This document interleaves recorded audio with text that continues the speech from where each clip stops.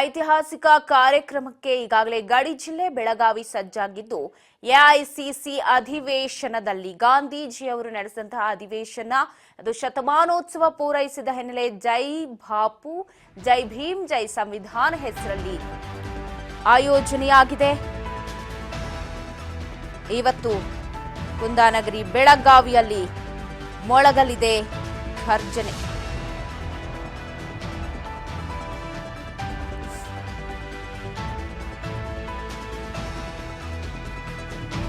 ಕುಂದಾನಗರಿ ಬೆಳಗಾವಿಯಲ್ಲಿ ಕಾಂಗ್ರೆಸ್ ರಣಕಹಳಿಯನ್ನ ಮೊಳಗಿಸೋದಿಕ್ಕೆ ಸಿದ್ಧವಾಗಿದ್ದು ಪಾಂಚಜನ್ಯವನ್ನ ಮೊಳಗಿಸಲಿದೆ. ಬೆಳಗಾವಿಯಲ್ಲಿಂದು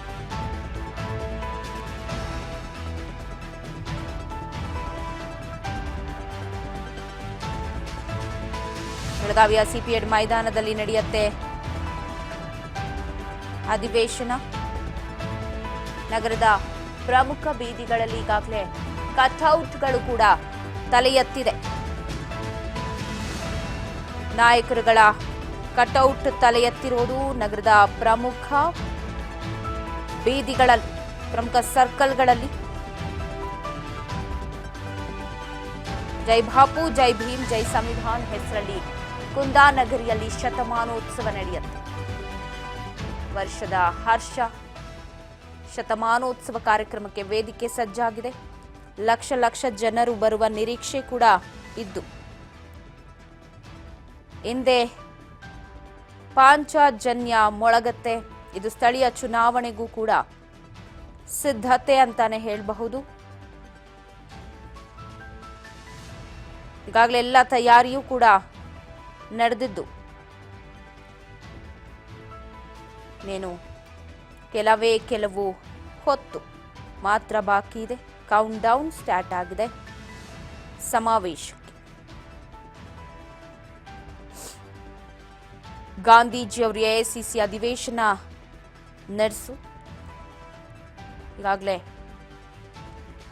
ಶತಮಾನೋತ್ಸವ ಪೂರೈಸಿತ್ತು. ಈ ಹಿಂದೆನೇ ಈ ಕಾರ್ಯಕ್ರಮ ಆಗಬೇಕಾಗಿತ್ತು, ಬಟ್ ಅನಿವಾರ್ಯ ಕಾರಣ ಅಂದ್ರೆ ಸಿಂಗ್ ಅವರ ನಿಧನದಿಂದ ಅದನ್ನ ಅರ್ಧಕ್ಕೆ ಮೊಟಕುಗೊಳಿಸಿದ್ರು. ಇದೀಗ ಮುಂದುವರೆದಿದೆ. ಇವತ್ತು ರಣಕಹಳೆಯನ್ನ ಮೊಳಗಿಸೋದಿಕ್ಕೆ ಸಜ್ಜಾಗಿದೆ. ಕುಂದಾನಗರಿ ಬೆಳಗಾವಿ ಇದೀಗ ತಯಾರಾಗಿದೆ ಪಾಂಚಜನ್ಯ ಮೊಳಗಿಸೋದಿಕ್ಕೆ. ಘಟಾನುಘಟಿ ನಾಯಕರ ಸಮಾಗಮವಾಗುತ್ತೆ. ರಾಹುಲ್ ಗಾಂಧಿ, ಐಸಿಸಿ ನಾಯಕ ಮಲ್ಲಿಕಾರ್ಜುನ್ ಖರ್ಗೆ ಆಗಿರಬಹುದು, ಪ್ರತಿಯೊಬ್ಬರು ಕೂಡ ಇವತ್ತಿನ ಕಾರ್ಯಕ್ರಮದಲ್ಲಿ ಪಾಲ್ಗೊಳ್ಳಲಿದ್ದು ಕಾರ್ಯಕ್ರಮ ಯಾವ ರೀತಿಯಾಗಿ ಶಕ್ತಿ ಪ್ರದರ್ಶನಕ್ಕೆ ಕಾರಣವಾಗುತ್ತೆ ಅನ್ನೋದನ್ನ ಕಾದು ನೋಡಬೇಕು. ಯಾಕಂದ್ರೆ ಅಬ್ಬರಿಸೋದಿಕ್ಕೆ ವೇದಿಕೆ ಕೂಡ ಬೃಹತ್ ವೇದಿಕೆ ಸಜ್ಜಾಗಿದೆ.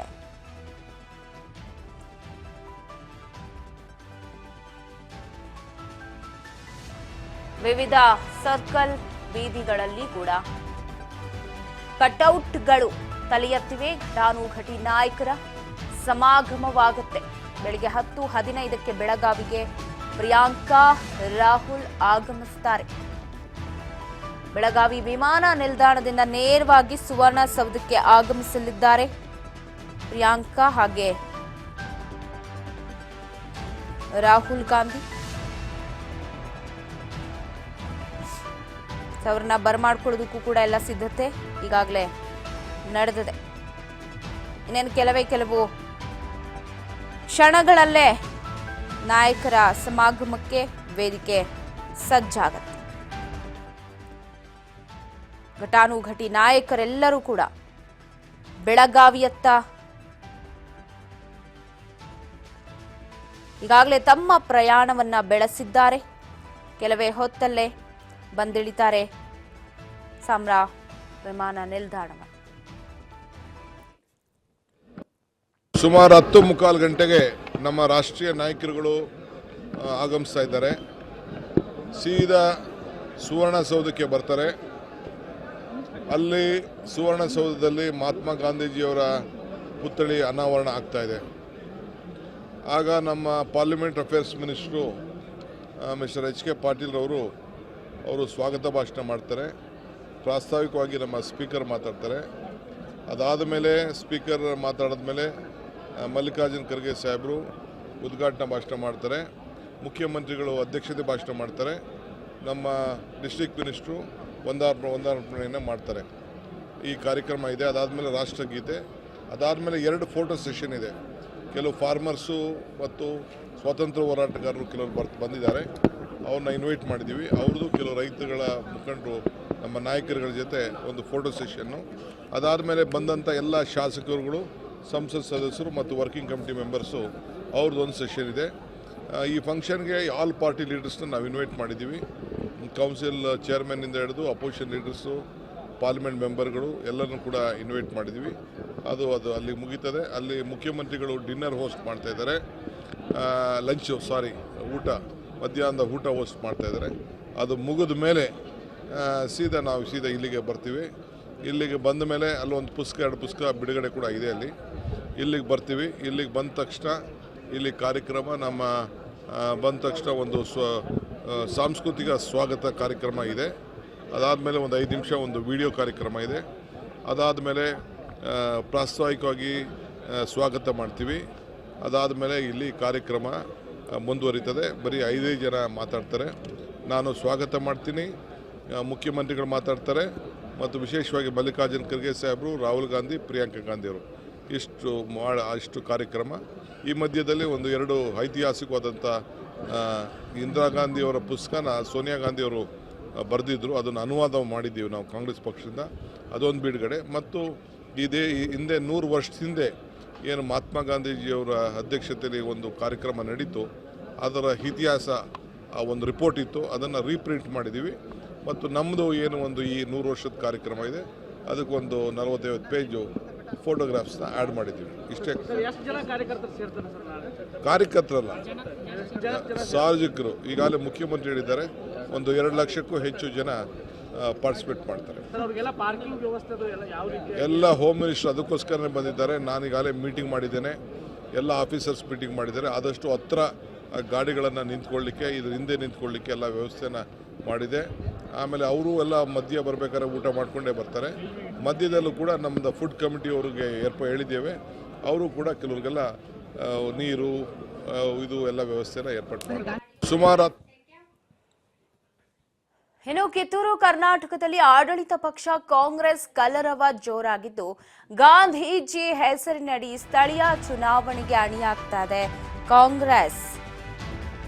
ಗಾಂಧೀಜಿಯವರ ಹೆಸರಿನಲ್ಲಿ ಚುನಾವಣೆಗೆ ಧುಮುಕೋದಿಕ್ಕೆ ತಯಾರಿಯನ್ನ ನಡೆಸಿದೆ ಕಾಂಗ್ರೆಸ್.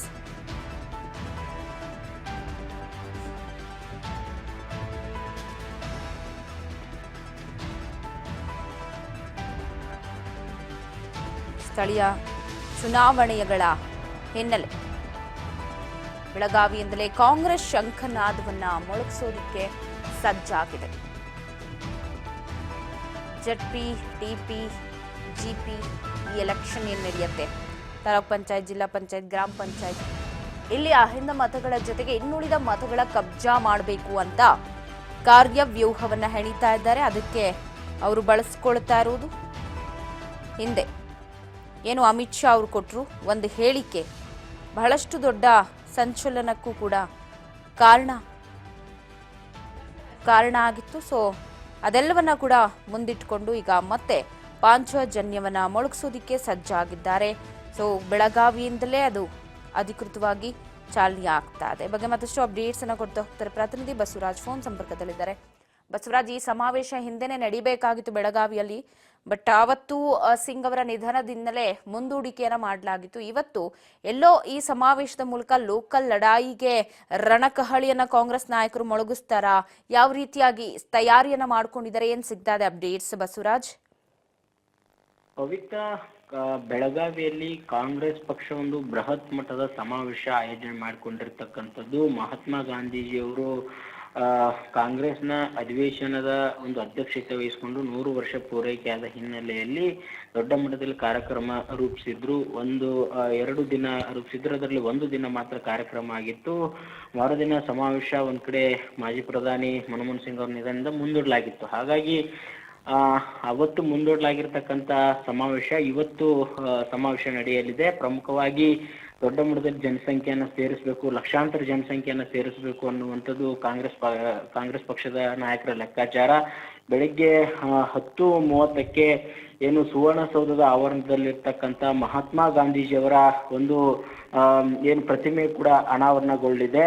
ಅದಾದ ಬಳಿಕ ಆ ಕಾರ್ಯಕ್ರಮ ಮುಗಿದ ನಂತರ ಬೆಳಗಾವಿಯ CPED ಮೈದಾನದಲ್ಲಿ ಬೃಹತ್ ಮಟ್ಟದ ಏನು ಜೈ ಬಾಪು, ಜೈ ಅಂಬೇಡ್ಕರ್, ಜೈ ಸಂವಿಧಾನ ಅಂತಕ್ಕಂಥ ಘೋಷಣಾ ವಾಕ್ಯದೊಂದಿಗೆ ಬೃಹತ್ ಮಟ್ಟದ ಸಮಾವೇಶವನ್ನು ಕೂಡ ಆಯೋಜನೆ ಮಾಡಿಕೊಂಡಿರ್ತಕ್ಕಂಥದ್ದು. ಈಗಾಗಲೇ ಏನು ವೇದಿಕೆ ಆಗಿರ್ಬೋದು, ಮತ್ತೆ ಬಂದಿರತಕ್ಕಂಥ ಜನರಿಗೆ ಊಟದ ವ್ಯವಸ್ಥೆ ಆಗಿರ್ಬೋದು, ಮತ್ತೆ ಅಲ್ಲಿ ಆಸನಗಳ ವ್ಯವಸ್ಥೆ ಆಗಿರ್ಬೋದು, ಎಲ್ಲವನ್ನು ಕೂಡ ಸಿದ್ಧಪಡಿಸಿಕೊಂಡಿರ್ತಕ್ಕಂಥದ್ದು. ಕಳೆದ ಒಂದು 2-3 ತಿಂಗಳಿಂದಲೂ ಕೂಡ DCM DK ಶಿವಕುಮಾರ್ ಅವರು ಅದೇ ಒಂದು ಕಾರ್ಯಕ್ರಮ ನಿಮಿತ್ತ ಕೂಡ ಸಾಕಷ್ಟು ಉಸ್ತುವಾರಿ ವಹಿಸಿಕೊಂಡಿದ್ರು, ಹಲವಾರು ಕಮಿಟಿಗಳನ್ನು ರಚನೆ ಮಾಡಿದ್ರು. ಅವರು ಕೂಡ ಅವರದೇ ಆಗಿರ್ತಕ್ಕಂಥ ಜವಾಬ್ದಾರಿ ನಿಭಾಯಿಸಿದ್ದಾರೆ.